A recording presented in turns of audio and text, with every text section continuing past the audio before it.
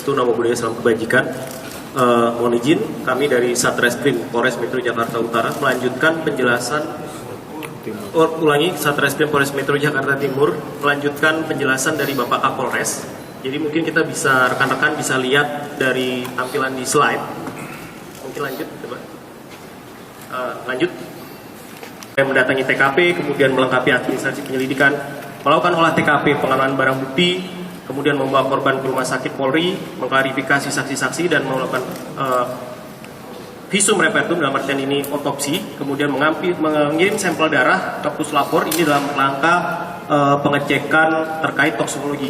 Jadi apakah ada kandungan-kandungan bahan berbahaya dalam tubuh korban dan sebagainya, mungkin akan nanti dijelaskan lebih lanjut dari puslapor Polri. Kemudian juga melakukan pemeriksaan digital forensik, yaitu terhadap handphone milik korban, termasuk kemudian penelusuran CCTV yang ada di Polres, karena korban memang seperti disampaikan Bapak Kapolres tadi berangkat itu dari Polres menuju ke tempat kejadian dan CCTV yang mengarah ke TKP. Lanjut. Nah, ini rekan-rekan mungkin bisa lihat, ini adalah mulai dari kedatangan. Jadi kedatangan itu korban atas nama Budi Alfred Towoliu bersama dengan saksi John Edi Towoliu. Ini adalah ruangan CCTV di lantai 4 Satreskrim yang menuju ruang Sat Narkoba. Mungkin bisa lihat korban datang. Ini sekitar pukul 5.30 WIB. Itu real time, 5.30 real time ya. Itu datang bersama dengan korban sekitar pukul 7.40 waktu Indonesia Barat di ruang Sat Narkoba. Lanjut.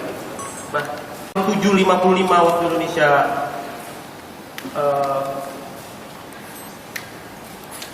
7.55 ini masuk. Lanjut coba.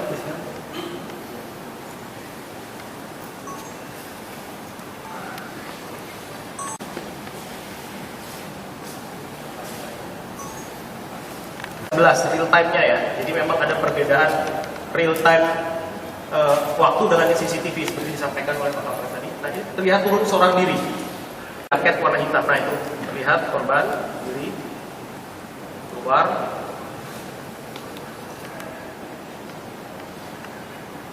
sempat menyeberang ke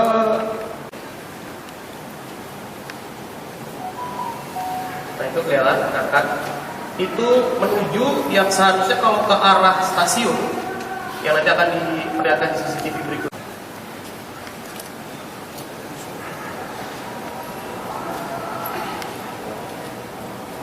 Nah, rekan-rekan bisa lihat, dan dari situ korban balik arah lagi. Nah, setelah itu sudah tidak kelihatan lagi kalau dari CCTV. Nah, itu tetap masih kelihatan seorang diri ya. Ini sekitar jam 9.20, 21 real time ya.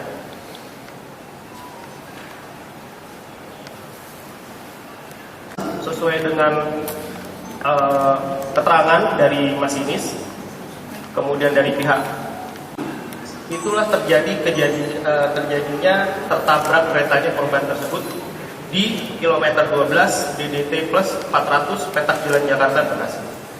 Memang datang dari rumah itu menggunakan mobil Avanza warna putih.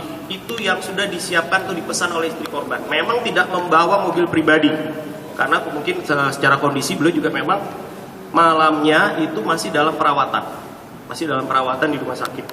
Kemudian menggunakan mobil ditemani oleh saudara korban, mendampingi korban sampai di Polres Metro Jakarta Timur. Kemudian sempat berbincang-bincang dengan 2 orang anggota Polres Metro Jakarta Timur, anggota Sat Narkoba, benar bahwa membicarakan perihal renovasi ruangan kerjanya. Kemudian sempat berganti kemeja warna putih, kemudian menggunakan jaket warna hitam kembali, jaket yang sama digunakan. Kemudian ya interaksi seperti biasa dengan almarhum. Lanjut kemudian. Jelaskan ini terbagi memang jadi 3 klaster ya. Pada saat beliau datang dan di Polres, kemudian saat kejadian di perjalanan yang diterangkan dengan CCTV, dan setelahnya. Jadi di sini kita pada saat di TKP itu ada 4 orang saksi yang sudah kita ambil keterangannya, mulai dari masinis, kemudian asisten masinis, Kemudian adalah petugas KAI yang dihubungi pertama kali oleh masinis yang mengatakan bahwa memang terjadi kalau dalam bahasa kereta api itu tertemper apa ya? Tertemper itu tertabrak kereta. Jadi datang untuk mendatangi TKP dari pihak KAI itu, saudara ada 2 orang sudah kami mintai keterangan. Seperti yang dijelaskan Bapak Kapolres tadi, memang kereta ini adalah kereta Tegal Bahari yang menuju ke Tegal dari Senen. Kecepatan pada saat di wilayah situ adalah 27 km per jam. Jadi melihat dalam jarak waktu, kalau rekan-rekan di TKP mungkin lihat ada seperti flyover. Nah, keluar dari flyover itu kereta sudah melihat seseorang berdiri di pinggir tembok yang memang, nah ini posisinya kita olah TKP itu adalah masinis yang menunjuk. Nah, jadi korban itu berdiri di situ posisinya. Prosedur kereta melaksanakan memang membunyikan suling untuk memperingatkan memang orang yang biasa terlihat seperti mau melintas dan sebagainya.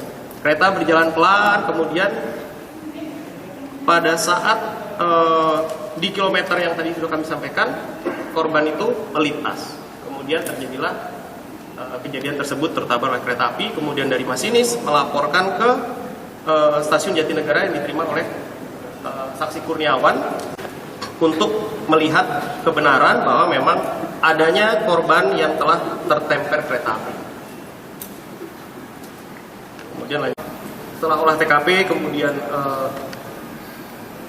pengaman korban, di sini kami melakukan olah TKP juga di pasca kejadian, termasuk ruangan kerja Kasat Narkoba yang memang secara ini tidak ditemukan hal yang mencurigakan atau lain sebagainya, hanya obat-obatan dan lain sebagainya yang memang sedang kita dalami. Kemudian lanjut dari hasil, nah ini obat-obatan yang ada ini obat sakit ya, maksud kami obat-obatan bukan obat-obatan terlarang atau apa enggak, karena memang beliau sedang dalam masa perawatan akibat sakit batu empedu yang memang setelah pelaksanaan operasi. Jadi ini obat-obatan dikonsumsi pasca operasi dan selama perawatan. Lanjut. Kemudian hasil pemeriksaan visum sementara tadi mungkin sudah dilampirkan, tapi mungkin akan lebih jelas nanti dari dokter forensik.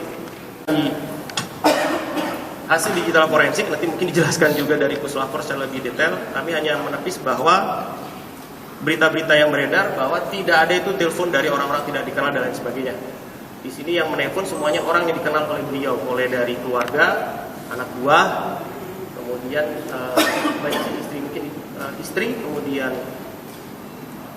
anak buah beliau, Kasat Narkoba, yang semua sudah kita ambil keterangan kecuali istri ya, karena masih berduka. Secara garis besar seperti itu. Lanjut. Pada hari ini kami masih menunggu hasil visum otopsi yang resmi. Yang tadi itu hanya hasil sementara, karena kami minta untuk percepatan. Kemudian setelah nanti masa berdukanya mungkin sudah bisa ini dilewati, mungkin dengan pihak keluarga korban kita minta keterangan. Kemudian secara digital, hasil digital forensik handphone milik korban secara keseluruhan. Kemudian mungkin nanti kami akan upaya melakukan tindakan psikologi forensik, di mana kita mungkin dari situ bisa mendalami lebih dalam penyebab-penyebab mungkin terjadinya kejadian seperti itu. Untuk sementara seperti itu. Tadi kita dengar.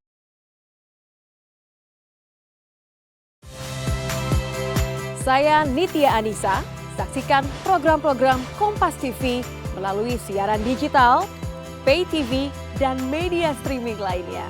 Kompas TV, independen, terpercaya.